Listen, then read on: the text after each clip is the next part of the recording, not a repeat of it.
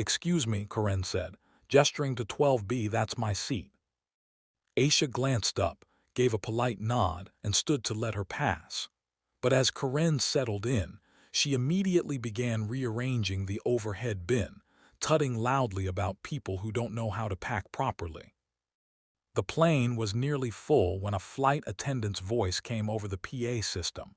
"Ladies and gentlemen, we're still waiting for a few more passengers.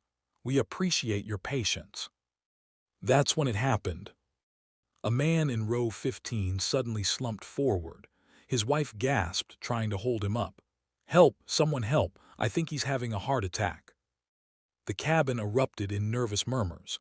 A flight attendant rushed down the aisle, and Dr. Aisha Bennett calmly unbuckled her seatbelt and stood up. "I'm a doctor," she said clearly, moving toward the commotion. "Let me through, please." Karen Whitmore's head snapped around. She watched Aisha approach the medical emergency, and something in her expression shifted, not to relief, but to suspicion.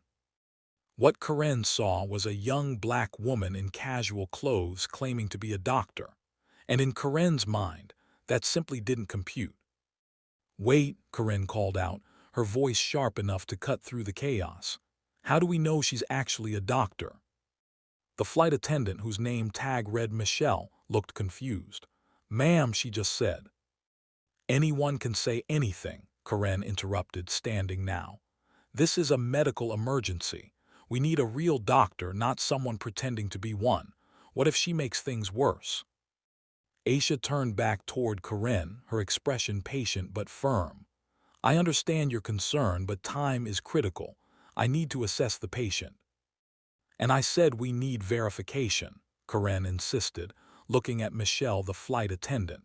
"Don't you have protocols? Don't you need to see credentials before letting random passengers treat people?"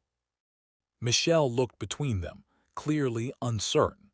The training said to ask for medical professionals during emergencies, but Karen's confidence was making her second-guess everything. The man's wife was crying now. "Please, somebody do something. He's not breathing right."